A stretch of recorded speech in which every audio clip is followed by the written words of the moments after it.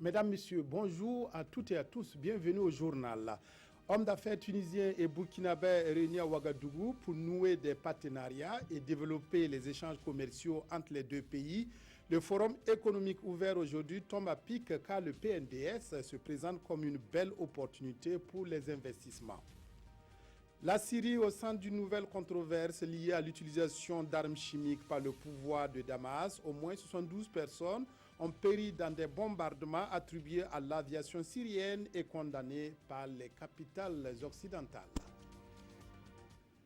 Le forum économique Burkina-Tunisie s'est ouvert ce matin à Ouagadougou, rencontre importante puisque les premiers ministres burkinabés et tunisiens ont assisté à l'ouverture de ce rendez-vous des hommes d'affaires des deux pays. Le forum permettra de renforcer les liens commerciaux entre le Burkina et la Tunisie et dans cette perspective, le PNDS se présente comme une belle opportunité pour les investisseurs tunisiens. Reportage Pamadoro Janzongo, Moumouni Soubega. Les échanges commerciaux entre la Tunisie et le Burkina Faso en 2016 se chiffrent à 13 millions de dollars américains, soit 6,5 milliards de francs CFA. Des chiffres que les deux pays jugent encore très faibles. Dès l'ouverture du forum économique Burkina-Tunisie, tous conviennent de la nécessité d'accroître ces chiffres au regard des potentialités dont disposent ces deux pays. Une opportunité pour le Premier ministre burkinabé de présenter les atouts du Burkina, notamment le plan national du développement économique et social. De réelles potentialités existent et il appartient à nos deux gouvernements et à nos capitaines d'entreprise d'explorer les pistes appropriées pour dynamiser et consolider notre coopération qui remonte au début des indépendances africaines. Alors, la tenue du présent forum économique est le signe de la vitalité de ces relations, notamment commerciales, entre la République de Tunisie et le Burkina Faso. La promotion des produits de l'agriculture et les transformations, c'est ce qui tient à cœur la Tunisie qui compte désormais se rapprocher du Burkina pour réaliser ses objectifs. Je voudrais me féliciter à cet effet de la décision des autorités burkinabées d'exempter les citoyens tunisiens de visa d'entrée au Burkina, mesure prise dans le cadre de la réciprocité. La question des connexions aériennes entre nos deux pays, un des principaux vecteurs de croissance de notre coopération économique, est déjà mise en place depuis avril 2013 avec des vols réguliers de la compagnie Tunisair entre Tunis et Ouagadougou, a permis de booster nos échanges humains, commerciaux et qui pourraient se consolider davantage. Les représentants des hommes d'affaires de deux pays ont également manifesté leur ferme volonté de travailler ensemble pour le développement économique et social du Burkina et de la Tunisie. Les premiers ministres Paul Kabat-Tieba et Youssef Chahed ont embouché la même trompette pour appeler au raffermissement des relations de coopération et d'amitié entre la Tunisie et le Burkina Faso. Et pour matérialiser ces relations, des protocoles de partenariat et de collaboration entre les deux chambres de commerce et un protocole de partenariat entre l'AON Tunisie et la SONAR Burkina ont été signés sur place. La plénière à l'Assemblée nationale a été consacrée hier à l'audition du ministre de l'Administration territoriale et de la décentralisation. Pas moins de 4 questions orales ont été posées à Siméon Savadogo. Les discussions ont surtout tourné autour des causes de blocage de certains conseils municipaux et les mesures pour mettre fin à l'instabilité dans ces conseils. Les précisions de CCR Carrefour et de Nyarkiteda. C'est au total 16 conseils municipaux qui ont été dissous ainsi que le conseil régional du Sahel.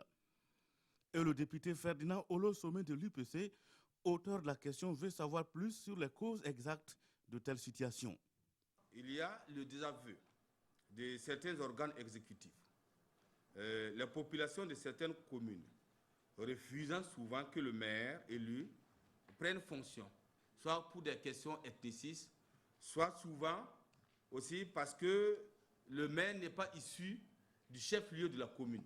On dit donc qu'il est d'un village, donc il ne peut pas venir tenir des conseils municipaux dans le chef-lieu de la commune. Ou dans certains cas, c'est purement dit, le chef du village ne veut pas voir le maire. Voilà.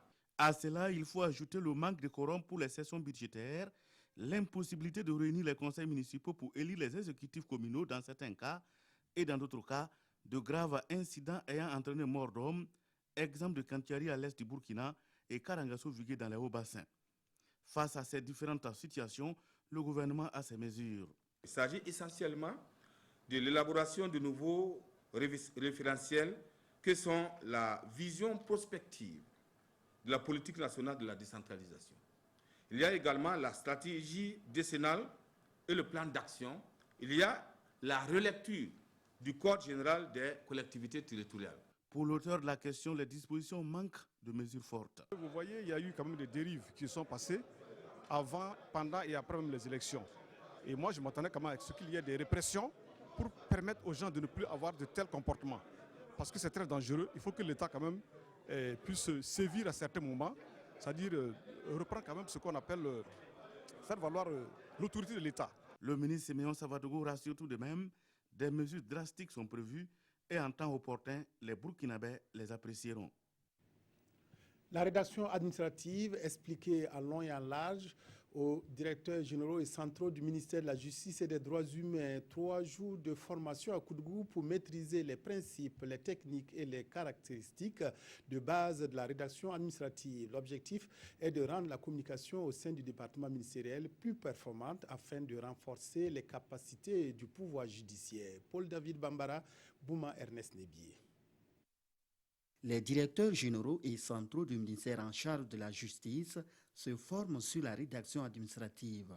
Une formation voulue par le dit ministère pour renforcer sa performance en matière de communication interne et externe. Nous pensons que la communication, qu'elle soit interne ou externe, est un élément très important pour que nous puissions nous faire comprendre entre nous-mêmes et nous faire comprendre par l'extérieur afin que les actions que nous menons puissent être comprises et surtout aussi améliorer nos performances. Amener les participants à maîtriser les principes, les techniques et les caractéristiques de base de la rédaction administrative, c'est ce qui est attendu du cabinet Excel Consulting chargé de la formation. Nous avons récolté un ensemble de données, un ensemble de documents, de correspondances administratives à partir desquelles nous allons donc travailler au cours de la formation. Des correspondances qu'ils ont l'habitude de rédiger. Ça concerne les correspondances administratives, ça concerne les rapports, ça concerne les comptes rendus, ça concerne les procès-verbaux. Ce séminaire de formation sur la rédaction administrative fait partie d'une série de formations élaborées à partir de 2016 par le ministère en charge de la justice. Des sessions de formation dont l'objectif est de renforcer la performance du pouvoir judiciaire.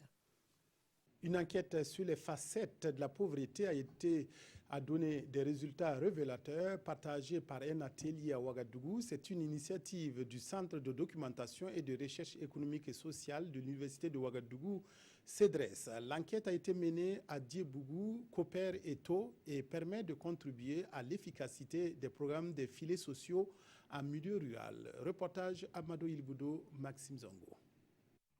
Débuté il y a une vingtaine d'années, le système de suivi communautaire de la pauvreté au Burkina s'est développé à travers des phases expérimentales pilotes.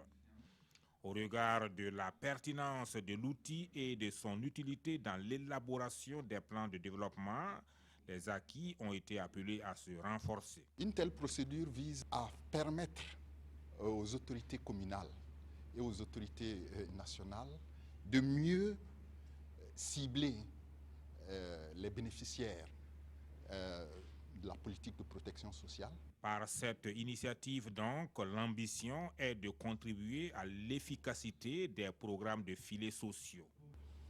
Certes, la politique nationale de protection sociale a été élaborée, mais dans la pratique, il y a très peu de gens qui ont bénéficié, par exemple, des travaux à haute intensité de main-d'œuvre en matière d'assistance sociale en période de choc. À travers cette concertation, l'objectif est d'assurer la promotion de l'approche communautaire et surtout de dégager des perspectives destinées à la valorisation du système. Les données recueillies permettront ainsi de mieux comprendre les différentes situations et serviront à l'élaboration plus raffinée des plans locaux de développement. Dans l'une des localités concernées par l'enquête du CEDRES Taux, commune rurale de la Sicile, a été jugée hier une exciseuse âgée de 89 ans, celle qui devait être une grand-mère tranquille au milieu de ses petits-enfants, a écopé d'une peine de 12 mois d'emprisonnement ferme et 500 000 francs d'amende. Elle a été jugée pour avoir excisé sa petite fille âgée de 6 ans. Reportage à Taux, Kwala Enebie, Maïmouna Traoré. À la barre ce matin à Taux, Khadiza Sankara, une vieille d'environ 89 ans, reconnaît les faits qui lui sont reprochés. Elle avoue avoir excisé sa petite fille âgée de 6 ans. Elle dit savoir que l'excision est punie par la loi et déclare n'avoir plus pratiqué l'excision depuis une vingtaine d'années. Mais cette fois-ci, insiste-t-elle, et je la cite, « C'est mon fils, le père de la fillette en question qui m'a flatté, puis est allé me dénoncer au commissariat avant de prendre la fuite avec sa famille. » Fin de citation. Devant le tribunal, l'exciseuse juge ne plus commettre un tel acte. Jugée conformément à l'article 380 du Code pénal qui réprime l'excision, Khadiza Sankara est condamnée aux dépens. Elle écope d'une peine d'emprisonnement de 12 mois et d'une amende de 500 000 francs CFA assortie d'un sursis. Mais rassure les juges, l'enquête se poursuit. Une dame de 89 ans n'a certainement pas pu à elle seule maîtriser une fillette de 6 ans pour faire une excision. Il y a forcément des gens qui sont impliqués, qui n'ont pas été interpellés. Pour le secrétariat permanent du Conseil national de lutte contre la pratique de l'excision, cette audience foraine doit servir de leçon. Avec cette sensibilisation, désormais la population de Taux, en particulier, et celle de Burkina Faso en général, vont savoir maintenant que désormais, il y a une loi qui réprime les MGF au Burkina Faso. Le tribunal devrait statuer aussi sur un dossier de rapt de mineurs à Sili. Mais l'accusé n'ayant pas comparu, l'audience a été renvoyée au 4 mai prochain. L'extension des mutuelles de santé au profit des populations, credo de l'ONG ASMAD. Elle organise depuis hier une rencontre de formation de 3 jours au profit des associations partenaires des régions du Burkina pour faciliter la mise en œuvre de la deuxième phase de son projet. Il s'agit de développer des compétences au niveau régional et communal pour une mobilisation et adhésion des populations aux mutuelles de santé. Les précisions de Yacouba Gamene, Mariam Dao et Mounira Kéré. L'ONG ASMAD veut étendre les mutuelles de santé à 70 communes du Burkina. En vue de faciliter la mise en œuvre de ce projet, acteurs et partenaires de cette ONG sont réunis ici pour une session de formation. La mise en œuvre de ce projet qui nous permettra d'étendre la couverture des mutuelles dans 70 nouvelles communes et de consolider les 54 mutuelles que nous appuyons actuellement, ainsi que leurs fêtières. Nous avons choisi comme stratégie de nous appuyer sur des associations au niveau régional. Pendant 72 heures, ces leaders d'associations venus de plusieurs régions du Burkina et l'équipe technique de l'ONG vont renforcer leurs capacités sur l'organisation et la gestion des mutuelles de santé. Pendant les 72 heures, nous allons passer en revue le concept et les étapes de mise en place d'une mutuelle de santé. Et nous allons également voir les outils de gestion, les outils de suivi, évaluation. Pour la mise en œuvre de cette stratégie, l'ONG ASMAD bénéficie du soutien du programme d'appui au développement sanitaire PADS et de la Banque mondiale. L'horreur tous les jours en RDC où des fosses communes se multiplient. Des enquêteurs onusiens ont découvert 10 fosses dans différentes parties du Kasaï, dans le centre du pays, et peut-être que ce n'est pas la fin des macabres découvertes. L'armée congolaise est souvent soupçonnée de faire usage de la force contre les miliciens Kawimizana Nzapou, partisans d'un chef rebelle décédé. La région du Kasaï, dans le centre de la RDC, est le théâtre depuis au moins 6 mois de graves violations de droits humains, si l'on s'en tient aux informations des Nations Unies qui font état de la découverte de 13 nouvelles fosses communes. Nous avons partagé avec les autorités la découverte de nouvelles fosses communes dans le Grand Kasaï, révèle José Maria Aranaz, le directeur du bureau conjoint de l'ONU aux droits de l'homme. Le nombre est passé, précise-t-il, de 10 fosses communes à 23 dans le Kasaï, Kasaï central et Kasaï oriental. Le fonctionnaire onusien soupçonne même l'existence d'autres fosses communes dans la province de Lomami. L'armée congolaise est souvent soupçonnée de faire un usage disproportionné de la force contre des miliciens Kamina Nsapou, du nom d'un défunt chef traditionnel, en rébellion contre le gouvernement avant sa disparition dans des heurts avec l'armée en août dernier. Après de nombreuses tergiversations, le gouvernement congolais, par Lambert Mende, son porte-parole, avait reconnu l'existence de plus de 3 fosses communes dans la région sans préciser l'identité des personnes tuées ni les auteurs des tueries. La tension demeure toujours vive dans le Kasaï où 2 enquêteurs de l'ONU, enlevés le 12 mars dernier avec 4 accompagnateurs congolais, avaient été retrouvés morts. La communauté internationale est sortie hier de sa torpeur pour réagir à l'utilisation d'armes chimiques en Syrie. Selon l'armée russe, l'aviation syrienne aurait bombardé une ville où étaient entreposées des substances toxiques. Ces substances appartiendraient aux rebelles syriens selon Moscou. Dans tous les cas, 72 personnes ont péri dans ces bombardements attribués à Damas par de nombreuses capitales occidentales et par l'opposition syrienne. Des scènes d'agitation et des images qui peuvent heurter. Ces images seraient celles d'une attaque chimique perpétrée dans la ville de Khan Sheikhoun en Syrie. On y voit des habitants essayant de secourir des victimes inanimées. D'après une coalition d'agences de secours, au moins 100 personnes ont été tuées. D'après l'Observatoire syrien des droits de l'homme, au moins 58. Ce médecin des casques blancs croit déceler les effets du gaz sarin. Cet hôpital déborde de patients qui ont été victimes d'une substance chimique, dit-il en se filmant. Et ce n'est pas du gaz chloré, ça ne sent pas le gaz chloré. Nous avons vu beaucoup d'attaques au chlore et ça n'en est pas. Ce patient a les pupilles rétrécies. Ce serait l'attaque au gaz toxique la plus meurtrière du conflit syrien après celle de 2013, près de Damas, qui avait fait plus de 1400 morts. Je dormais quand l'avion nous a frappés, raconte ce garçon. Je suis sortie avec mon père, mais ma tête a commencé à me faire mal. Je me suis évanouie et quand je me suis réveillée, j'étais ici. La ville frappée dans la province d'Idleb est une localité tenue par des rebelles et des islamistes. Immédiatement mise en cause par l'opposition, l'armée syrienne a démenti tout recours à des substances chimiques. L'armée russe, principal soutien du régime, a aussi affirmé n'avoir mené aucun raid dans la zone. L'appel à la reprise des cours dans le Soum lancé par le gouvernement et la grève des encadreurs des INP commenté par les journaux. Le projet de création d'une caisse de dépôt et de consignation intéresse aussi les journaux. La revue de presse est signée Vincent Tiendrebeogo. À la une de Citoyen, un bras financier pour des projets structurants. Il est question de création d'une caisse de dépôt et consignation au Burkina Faso, annoncée par les patrons de CDC France et de l'AFD présents à Ouagadougou.